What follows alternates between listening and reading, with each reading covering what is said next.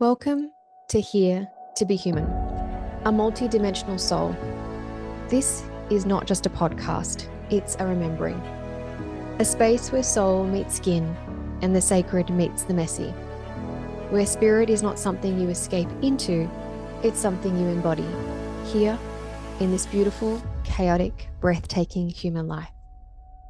Each episode is a living transmission, a weaving of energy, truth, reflection, and remembrance, with questions for your soul, messages from beyond, and invitations to meet yourself in ways you've never dared to before.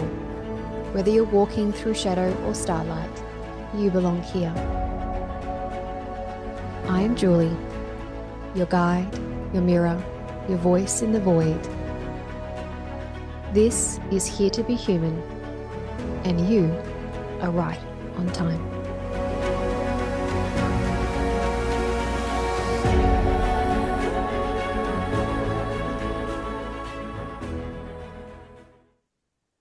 We're taught to look up, to ascend, to chase the light somewhere beyond the body. But what if the portal isn't up? It's in. What if awakening begins beneath your skin? This is Here to Be Human, a multidimensional soul. Season 2, episode 1. It is the body as the oracle. Listening to the wisdom beneath the skin. And I'm so excited and happy to have you back for season 2. Hopefully you've had an opportunity to revisit season 1. If this is your first time here, welcome, and definitely check out season 1. There's such goodness and juicy information in there, and some of the beautiful messages from spirit that came through as well. So before we begin our interaction with this episode, there is a prompt. I'm going to invite you to reflect on these questions before we begin. So take your time, grab your journal. And our first reflection point here is, how often do you treat your body as sacred intelligence? And what would reveal if you truly listened to your body today? What would reveal itself if you truly listened to your body today? So you can take a moment here. You can just either reflect internally, feel into that body, or journal if you like. And for those who are new here, the way that Here to Be Human, this podcast is structured, we have 4 segments. Each are teachings, and our last segment is more about integrating everything that we've learned, integrating spirit's messages, and just allowing you to really be in this present moment. There's going to be reflection points along the way, and I will be channeling spirit as well in each of these segments, but you are also encouraged to channel spirit yourself as well during these times. So you can always stop this podcast, whether you're watching it on YouTube or if you're listening to it on the podcast platforms, and then you can just see what spirit brings through, and then you can kind of have a listen as to what I'm bringing through at the time that I am recording this. So now that we have just had this beautiful reflection point about how often do we treat our body as that sacred intelligence, we're going to move into segment 1. And segment 1 is the body is not in the way. It is the way. So the body isn't a limitation, it's a library. So every ache is a record, every tension is a message, and every breath is a doorway between the seen and the unseen. So when you ignore the body, you end up muting you as the oracle. When you listen, you hear life within you itself and life around you. So the body's signals arrive faster than thought. So a whisper before a word, so to speak. It doesn't lie, it simply translates the energy into sensation. So here's a little, I guess, entry point for your journal. And so during this season. We kind of introduced it later on in season 1, but I'm going to keep it going for season 2. You can start to put down aspects of your own experience. I'm going to give you a prompt where you can see how this may have come up for you. Now, this can be something that has come up from when you were a child, or it could be something that you've experienced recently. So this is your own personal story entry, I guess is the best way to describe it, into your own journal. So what I'm going to ask you here is just take a moment. So from your own experience, where have you had moments where you could feel your body trying to tell you something long before your mind caught up? So you can write that down. Where in your own experience have you had moments where you could feel your body trying to tell you something long before your mind had caught up? And so this is something that you can do a little bit later on when you've got time to kind of sit there and process and allow yourself to be taken back to an experience. So that's something for you to do in your own personal experience journal. So let's open the space up for spirit now to kind of come through. So as you all know, and those who are new, I just have questions generated for me. So I don't know what the question's going to be when I come into the channel. So again, I encourage you to either pause and see what comes through for you after I announce what the question is that we're putting to spirit, or simply just kind of close your eyes and see how the messages are landing for you, where they're aligning, and just obviously take what resonates and just pop the rest to the side. So our first channeling prompt here, or question to spirit, is, what is the body always trying to say even when we don't listen? So what is the body always trying to say even when we don't listen? I feel like it's trying to grab your attention first and foremost to let you know that there is a trigger point. Now, this can come in the form of like a physical sensation, an emotional sensation, or kind of like those thought sensations where things just like race through your mind, but you're not sure where it started from. So I do think that the body's always trying to let you know that, one, it's trying to grab your attention, because once it grabs your attention, once it gets your awareness to look within the body, it can then start to speak to you. It can start to let you know what it is that it's trying to get across to you. What is the message that it wants you to know? So the other thing that I'm also picking up as to what the body's always trying to say to us is, I feel like it's also to course correct. I feel like it's trying to let us know where we need to course correct. Part of that can be in the path that we're on, the situations we're finding ourselves in, could even come down to nutrition, movement, the physicality of the body, the different types of like healing modalities, that type of stuff. I definitely feel like the body's always trying to, one, get our attention, and two, to help us course correct when it knows you're about to kind of move yourself into a place that could either see you moving into fight-flight mode, or it could create another layer of trauma, whether that's a new traumatic experience based on what you're about to face, or possibly it's going to trigger an old trauma that resurfaces and builds its layer up of trying to protect you and almost like create barriers or blocks so you're not moving forward. So that's what I'm picking up as to like what the body's trying to say. So our next question to spirit is, how can we begin to trust the body again after years of disconnect? Oh, this is a good one. How can we begin to trust the body again after years of disconnect? I feel like the first thing that needs to happen is that I don't feel that the body isn't talking to us. I feel like the body's always communicating with us. We are just not listening to it. So it's more that the body needs to trust us, not that we need to trust the body again. The body is trying to trust us based on, are you going to put me through XYZ again? And so one of the ways to allow us to kind of build, I guess, the trust between the body and us as humans again, is to remove the logical aspect that keeps us stuck. So whether this is fear or doubt or insecurities.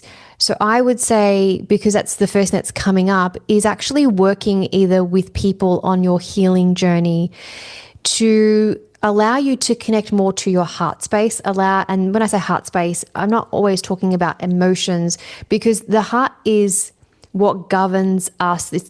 Once you're in coherence with your heart space, it's like everything can align, because you are coming at things from the true essence of who you are. When we're too logical, we're kind of approaching things based on what we think we should say, what we think we should do, past hurts, past experiences. And sometimes it can be an evolved mind, but normally when it's an evolved mind, it's because we've allowed the heart to be in charge. And so the heart is speaking for us and the mind's just allowing us to process it. But when we're too much in our headspace, we do need someone to kind of help us move away from that being our go-to and coming back into the heart space. Once you do that, what will end up happening is the body will trust you again, that you know where you're going. You know kind of what your true lighthouse is, or what is the light that you're following, because it's coming from its purest form in its heart space.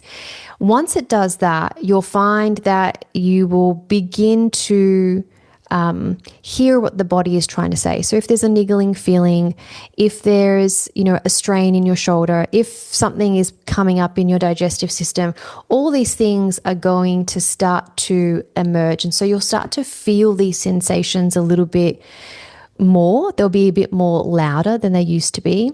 And then once you honor those sensations or what the body is trying to tell you, then the trust begins to form, just the same way we would do it in relationships.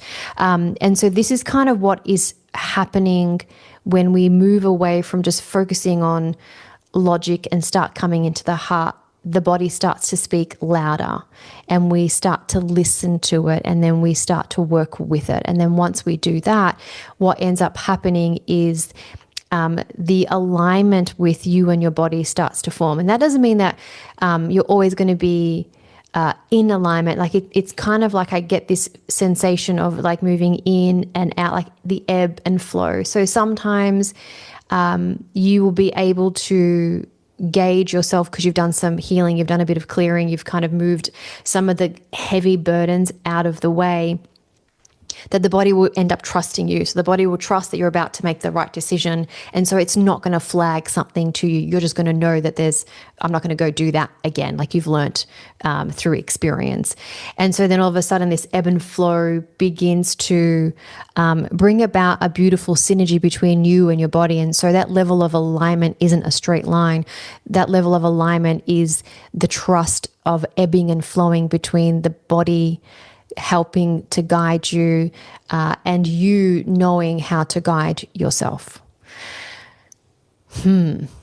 Wow. Okay.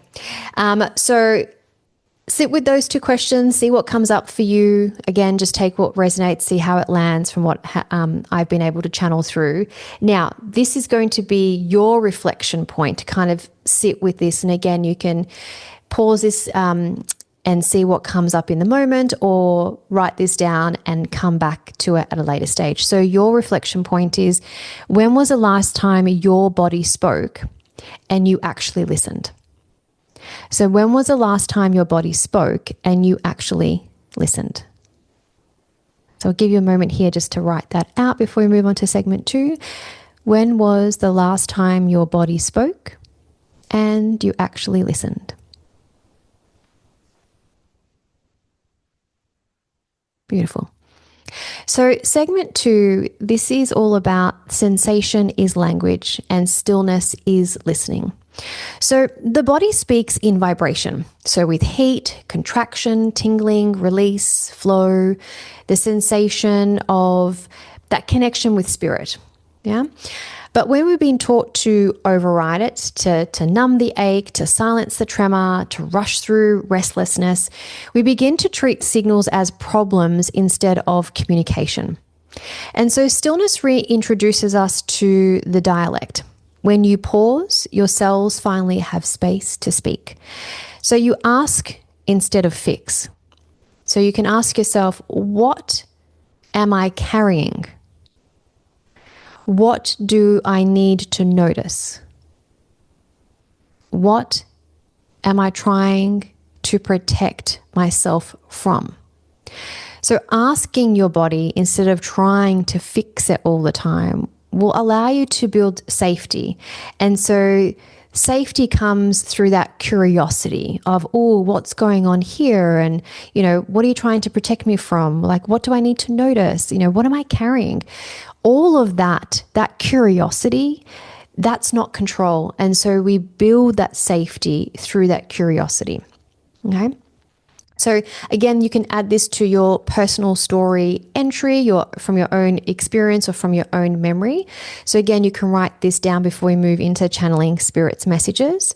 So the entry here is, so from your memory, ask yourself, where you've had times when stillness felt uncomfortable until you realized it was your body finally getting a chance to be heard. So I'll say that again.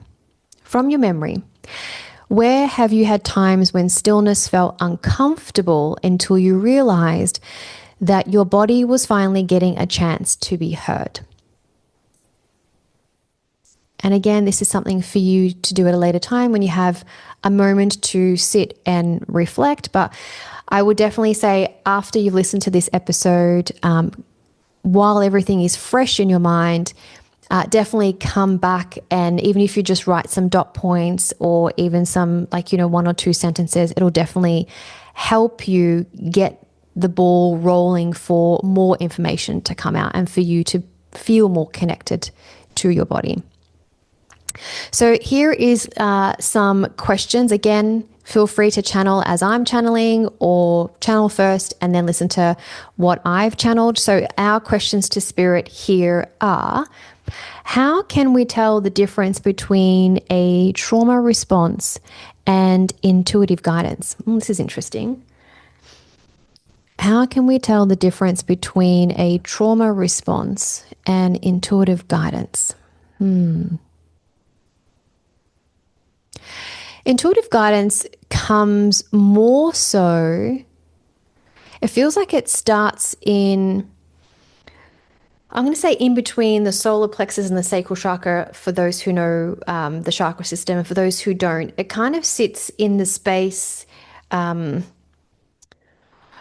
the part where your rib cage ends, like the straight bit, and then obviously your rib cage curves on the left and the right. It's kind of that space between the belly button and where that your rib cage ends, so to speak, the line that's down your chest. In that space, it feels like that is kind of where intuitive guidance hits first.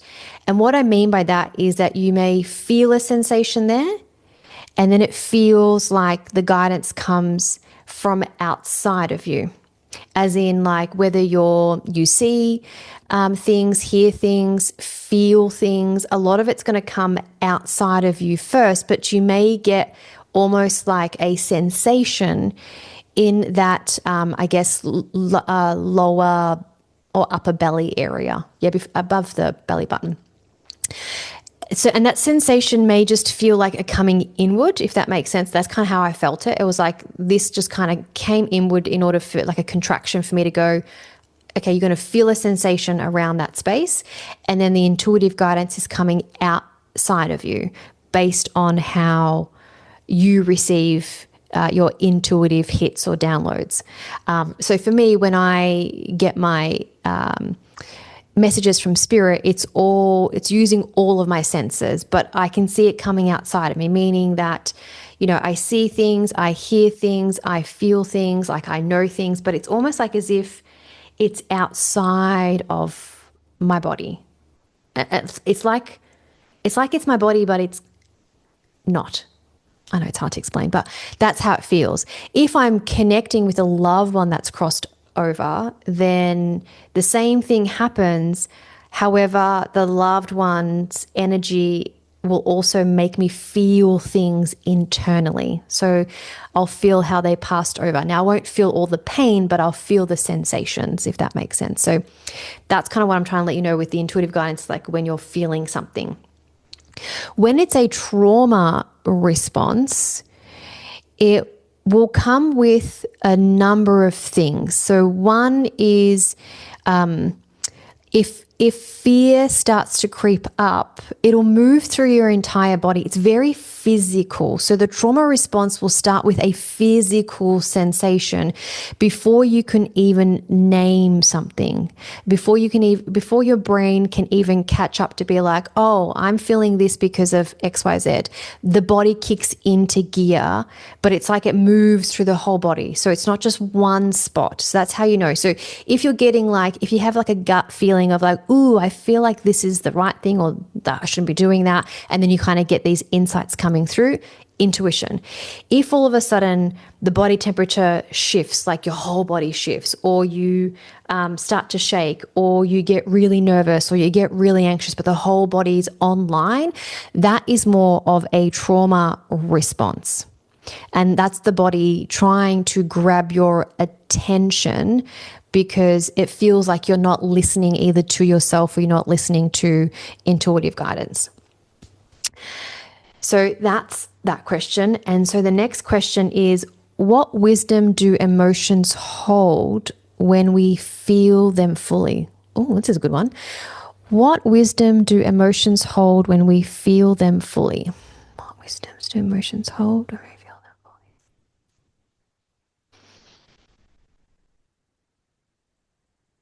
The wisdom that the emotions hold, this is really interesting because the way it's coming through is almost like it's saying to me, the wisdom is ancient, meaning that it's stuff that you have known for hundreds of thousands of years based on all your past lives. So what will end up happening is it's almost like as if you become a genius. So the wisdom is like ancestral aspects. The wisdom is your past life lessons. The wisdom is what you're currently going through. And then when you hold those emotions fully, you start to actually see things for what they really are. Your perspective will most likely shift on what is currently going on for you. And all of a sudden you'll start to gain what people call like epiphanies or aha moments. But that's just because what the body is being flooded with is this soul data that you have carried with you in past lives, but also this soul data is gaining signals from the universe consistently about what's coming up for you, your future self, all that type of stuff. So the data is it's always got information. So when we hold our emotions, and you'll know this because I'm going to say everyone has experienced this at least once in their lifetime.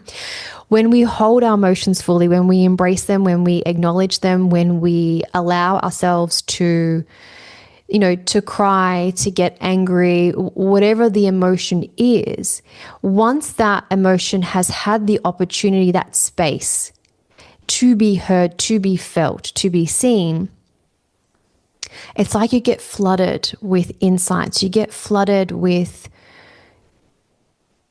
almost like the next steps to help you along the way, whatever that might mean for you. Maybe it's like, I feel like I can't do this alone and I need to go talk to someone. I feel like I've got a better understanding of what that situation is and now I have a different perspective and so I'm going to deal with it or show up differently. That's the wisdom. And I feel like sometimes we don't give ourselves or our soul or our body as much credit as it deserves because it is holding so much. It is holding what we're experiencing. It is holding in our own personal lives, but it's also holding things that we see on TV. It's what we consume. It's holding all of these things. And so it's really important that we do cleanse our body as much as possible, and that can come from any practice that allows you to just disengage for a moment and go into your own space. So, this could be playing sport, it could be spiritual practice like meditation, journaling, it could be singing or dancing or writing or whatever it is for you that allows you to safely disengage to just come back to center. Okay, so interesting questions there. So hopefully feel free to share with me if you received something similar or different for yourself. And so this is our reflection point for you to think about. Again, you can close your eyes and see what comes through as I speak this question, this prompt for us, or you can just write this down and come back at a later stage. So the prompt here is, what sensation in your body is asking to be felt, not fixed? What sensation is your body asking to be felt today, in this moment, but not fixed? Just whatever it is that it wants you to feel.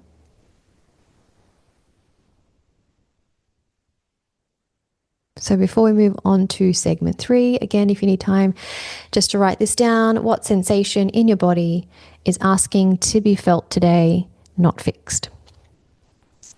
So as we now move into segment 3, this is the nervous system as a compass, not the enemy. Okay. So your nervous system isn't broken. It's brilliant. It's the bridge between consciousness and experience. When it contracts, it says, I don't feel safe. When it expands, it whispers, you can land here. So every reaction, whether it's fight, flight, freeze, or form, is a form of protection. So your body is doing its best to keep you alive while your soul is learning and being in this human experience. So coherence begins when the heart, the brain, and the gut talk to each other. Then intuition doesn't need to shout, it just simply resonates. And so instead of judging your body's reactions, it's important that we thank them. So their feedback is not failure. So like I said to you before, every reaction, whether it's fight, flight, freeze, or fawn, is trying to protect you. And so when these things are happening, it's important for us to recognize them, thank them, and just see why it's coming up. Okay? So we're going to have one last question to Spirit before we move on to our integration ritual, which is segment 4. So here we go. What does the nervous system need to feel held during transformation? What does the nervous system need to feel held during transformation? This is a good one. What does the nervous system need? It needs a sense of stability. And what I mean by sense of stability, it needs to know that you are creating a stable ground for it to be able to move through. So you don't have to have it all perfect. But if the nervous system feels that you're working on the stability. Now, the stability could come in the form of supplementation or certain medications if that's required to calm the nervous system down, balance it out. As long as the nervous system and the body knows that you're creating this stability, again, it could even come in the form of like counseling, psychologists, holistic practitioners, you creating certain practices in your life to not overstimulate your nervous system. Anything that overstimulates the nervous system is not creating stability. So as long as the nervous system feels that you are creating that stability and you're working towards that, and it can be hard to be like 100% stable 24/7, right? We just have life throwing great things at us all the time. So you'll find that by just your nervous system knowing that you have things in place to allow for stability, that is going to allow you to transform. Okay? It'll allow your transformation to be more powerful, more profound, more empowering for you. Yeah, because anytime we go through transformation, and transformation can sometimes, not all the time, it can come from moments where we feel like nothing is working for us, everything is like falling apart. And it's in those moments where we feel like there's nowhere to go but up, but to transform. If the nervous system feels like we have created stability somewhere for that transformation to take place, for that kind of rebirth to happen, it won't put you in that fight, flight, freeze, fawn kind of mode. It'll allow you to move through the transformation. Now, you may not move through the transformation, like a swan. It might be a little bit jagged, but still, because you've got practices in place, the transformation will continue while your body knows that you are looking after it to the best of your ability. So see how that lands for you. And this will be your last invitation to reflect, your prompt here, before we take you into the integration ritual. So, for you, where could you thank your body today for keeping you safe? So even as you invite it to relax a little more, where could you thank your body today for keeping you safe? So again, you can write this down, come back to it at a later stage if you like, or just see in this moment how that lands for you and whether or not your body is speaking to you. Where could you thank your body today for keeping you safe, even as you invite it to relax a little more?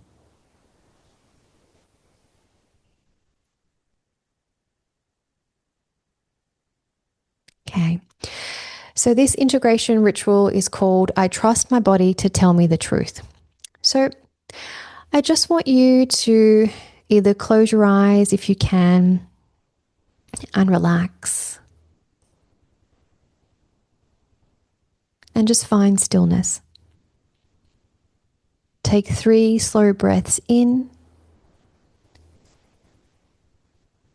and try and exhale longer than your inhale.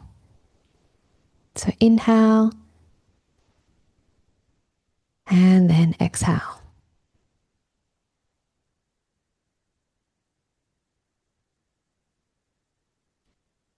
Now bring your awareness to one area calling for attention and ask that softly to yourself, to that part of the body that's calling for attention. What are you trying to tell me?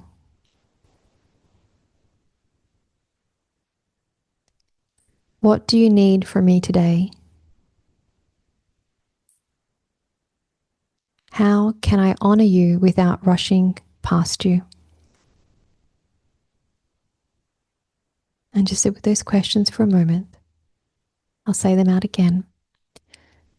What are you trying to tell me? What do you need from me today? How can I honor you without rushing past you?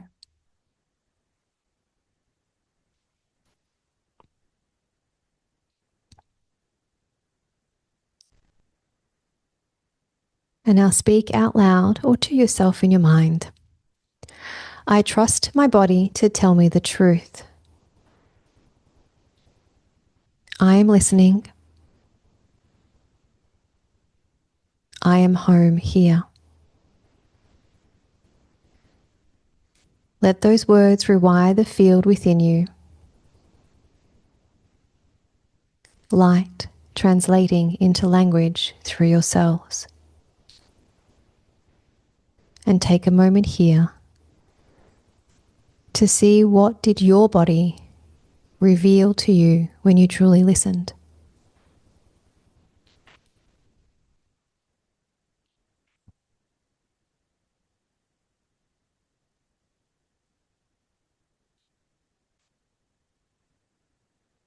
Your body isn't a block to awakening. It's the gateway, the first oracle, the instrument through which spirit sings. And our next episode in this season is intuition versus fear.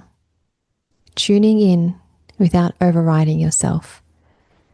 But until then, come home, not by leaving the body, but by listening to it. Thank you for being here fully. If today's episode stirred something in you, if you have a follow-up question, a reflection you'd like to share, or a way this conversation aligned with where you are right now, I'd love to hear from you. And if there are specific questions you'd like me to ask Spirit in future episodes based on what's coming up for you, send me a direct message at here.to.be.human.podcast on the Instagram page. Remember, your voice, your questions, your presence, they're part of this journey too.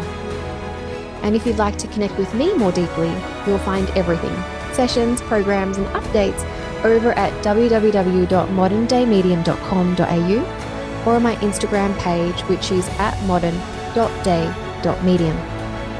This is your invitation. This is the return. And this is what it means to be human. So until next time, stay with yourself, stay with your soul, and keep choosing this sacred, messy, and miraculous life.